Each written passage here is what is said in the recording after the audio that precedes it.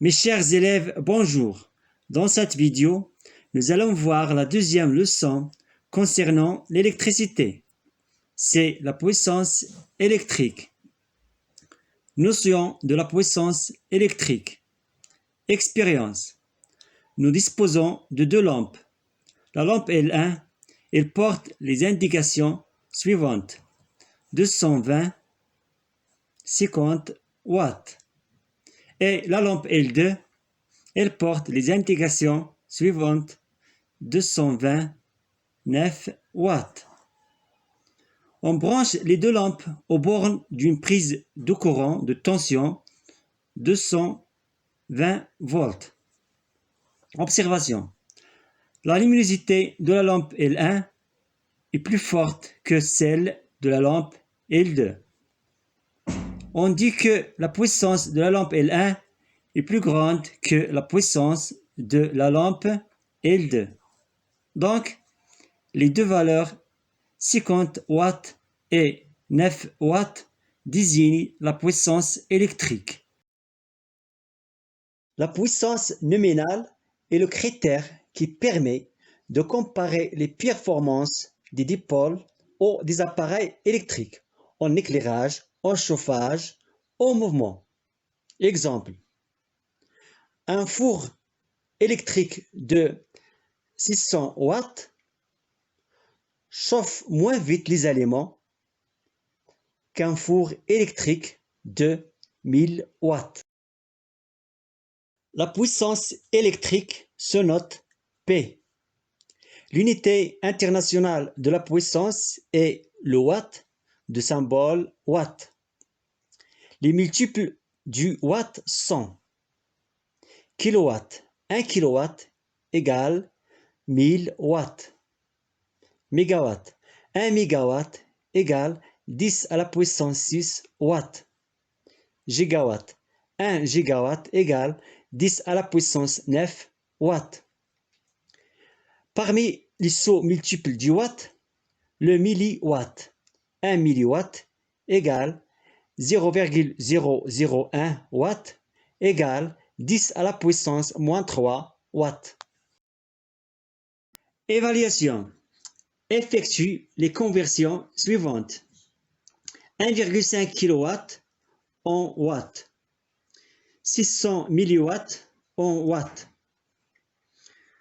Pour convertir le kilowatt en watts, il suffit de multiplier par 1000. 1,5 kW égale 1,5 fois 1000 watts égale 1500 watts. Pour convertir le milliwatt en watts, il suffit de multiplier par 0,001 watts. Alors, 600 milliwatts égale 600 fois 0,001 watts égale 0,6 watts. Puissance électrique en courant continu. On réalise le montage expérimental du schéma ci-dessous. Nous avons un générateur de tension réglable, c'est-à-dire on peut changer sa tension. Un multimètre fonctionnant en mode ampèremètre afin de mesurer l'intensité du courant électrique continu circulant dans le circuit. Un multimètre en mode voltmètre permettant de mesurer la tension continue entre les bornes de la lampe.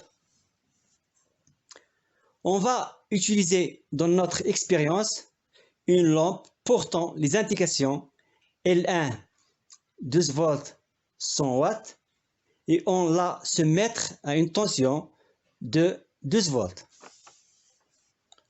On va refaire la même expérience avec deux autres lampes, L2 12 volts 60 watts et L3 24 volts 24 watts. Et on va noter les valeurs trouvées dans le tableau qui suit. Je vous demande d'observer bien le tableau. Nous avons dans la première colonne les 3 lampes avec les indications écrites sur chaque lampe. Dans la deuxième colonne, la tension entre les bornes de chaque lampe. La troisième, l'intensité du courant traversant chaque lampe. Enfin, nous avons le produit de U par I. Pour chaque lampe, comparons le produit de U par I et la puissance notée sur chaque lampe. Pour la première lampe, on observe que le produit U fois I égale 75 watts, la valeur de la puissance gravée sur la lampe. Même chose pour les deux autres lampes. Nous avons U fois I égale 45 et la puissance gravée sur la lampe égale 45 watts. U fois I égale 24. La puissance inscrite sur la lampe égale 24 watts. Donc, pour toutes les lampes, le produit U fois I est égal à la valeur de la puissance électrique notée sur la lampe. Conclusion. La puissance électrique reçue ou bien consommée par un appareil fonctionnant en courant continu s'exprime par la relation P égale U fois I, avec P, puissance électrique reçue par l'appareil en watts, U, tension électrique aux bornes de l'appareil en volts, I, l'intensité du courant circulant dans l'appareil en ampères. La puissance électrique en courant alternatif. Sur l'écran, vous avez 3 appareils. Ils produisent de la chaleur à partir d'électricité. Ou bien, ils convertissent l'énergie électrique en énergie thermique. Pour ces appareils, on peut utiliser la relation P égale U fois I, car cette relation est utilisée en courant alternatif pour les appareils de chauffage et d'éclairage qui ne comportent que des conducteurs ohmiques. À droite de l'écran, les 3 appareils contiennent des moteurs, des ventilateurs, des bobines. Dans ce cas, P est différent de U fois I. Résumé. La relation P égale U fois I s'applique en courant alternatif seulement pour les appareils qui convertissent l'énergie électrique en énergie thermique, avec U, la valeur efficace de la tension, I, l'intensité efficace du courant électrique. Les caractéristiques nominales d'un appareil électrique. Soumettons une lampe 3,8 volts, 1,14 watts, successivement aux tensions 2 volts, 3,8 volts et 6 volts, et mesurons pour chaque cas l'intensité E correspondante. Puis on calcule le produit de U par I. Les résultats trouvés sont indiqués dans le tableau ci-dessous. La première ligne représente la tension appliquée entre les bornes de la lampe, 2 volts, 3,8 volts, puis 6 volts. La deuxième ligne représente l'intensité électrique circulant dans le circuit. Puis, nous avons le produit de U par I. Enfin, l'éclat de la lampe. Si la lampe est en sous-tension, c'est-à-dire la tension entre les bornes de la lampe est inférieure à la tension inscrite sur la lampe, 2 volts est plus petit que 3,8 volts. Dans ce cas, l'éclat est faible. La puissance consommée, 0,3 watts, est inférieure à la puissance écrite sur le kilo de la lampe, 1,14 watts. Si la lampe est en surtension, c'est-à-dire la tension entre les bornes de la lampe est supérieure à la tension inscrite sur la lampe. 6 volts est plus grande que 3,8 volts. Dans ce cas, l'éclat est vif, fort.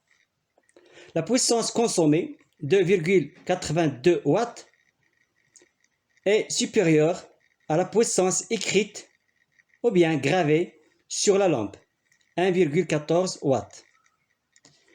Elle peut être rapidement détériorée. Lorsque la lampe est soumise à une tension égale à sa tension nominale, 3,8 volts, son éclat est normal. La puissance consommée égale à la puissance gravée sur la lampe, 1,14. Et P, la puissance nominale, égale U fois I. La puissance inscrite sur la lampe est appelée la puissance nominale. Et la tension inscrite sur la lampe est appelée la tension nominale. Conclusion. Tout appareil ne fonctionne normalement qu'avec ses caractéristiques nominales. Elles sont inscrites sur la plaque signalétique. Cette image représente la plaque signalétique agrandie du fer à repasser. Elle se colle ou bien se grave sur les appareils. Parmi ces caractéristiques, on trouve la tension nominale. C'est la tension sur laquelle l'appareil fonctionne normalement. La puissance nominale correspond à la puissance que doit recevoir un appareil pour fonctionner dans des conditions normales d'utilisation. C'est la puissance consommée par l'appareil lorsque la tension entre ses bornes est égale à la tension nominale. L'intensité électrique nominale, c'est l'intensité qui traverse l'appareil lorsqu'il fonctionne normalement, ou bien lorsque la tension entre ses bornes est égale à la tension nominale. Évaluation. Que signifient les valeurs indiquées sur le kilo de la lampe? Deuxièmement, exprime P en fonction de U et I. Troisièmement, calcule la puissance reçue par la lampe, sachant qu'elle est soumise à une tension de 6 volts. Correction. Signification des valeurs indiquées sur le kilo de la lampe. 6 volts présente la tension nominale. 0,5 est l'intensité nominale. La deuxième question. L'expression de P en fonction de U et I. P égale U fois I. La puissance reçue par la lampe. On a U égale 6 volts et I égale 0,5 ampères. On sait que P égale U fois I égale 6 volts fois 0,5 ampères égale 3 watts. Puissance consommée par un appareil de chauffage. Les appareils de chauffage comportent des conducteurs ohmiques. Selon la loi d'Ohm, U égale R fois I, avec U tension efficace et I intensité efficace s'il s'agit d'un courant alternatif. On sait que P égale U fois I égale R fois I fois I égale R fois I au carré, d'où P égale R fois I au carré, avec P la puissance reçue en watts, R la résistance en ohms, I intensité efficace en ampères. Évaluation. Calcule la puissance reçue par un conducteur ohmique, sachant que sa résistance R égale 200 ohms et qu'elle est traversée par un courant alternatif de valeur efficace et égale 2 ampères. Correction. On a R égale 200 ohms et I égale 2 ampères. On sait que P égale R fois I au carré égale 200 ohms fois 2 ampères au carré égale 800 watts. Ordre de grandeur de la puissance électrique nominale de quelques appareils électriques. Nous allons voir dans cette partie quelques exemples du quotidien des puissances nominales des appareils électriques. On retrouve pour un fer à repasser 1600 watts, une lampe 100 watts, ordinateur plus écran 50 watts, téléphone portable 5 watts, train électrique 6 mégawatts. La puissance électrique consommée dans une installation domestique. La puissance électrique totale consommée dans une installation domestique est égale à la somme des puissances des appareils fonctionnant simultanément. Ça veut dire en même temps. P égale P1 plus P2 plus P3, etc. La puissance consommée ne doit pas dépasser la puissance maximale déterminée par l'Office national de l'électricité. Sinon, le courant électrique se coupe par le disjoncteur. Évaluation. Dans une installation domestique alimentée par une tension efficace de 220 volts, on fait fonctionner 3 lampes similaires portant les indications 220 volts, 100 watts, un fer à repasser qui porte les indications 220 000 watts et un four de 220 1,2 kW. La puissance maximale autorisée pour cette installation est Pmax égale 3 kW. La première question. Calcule la puissance totale consommée lors du fonctionnement des appareils. La deuxième question. Est-ce que tous les appareils peuvent fonctionner en même temps? Correction. La première question. La puissance totale consommée par les appareils.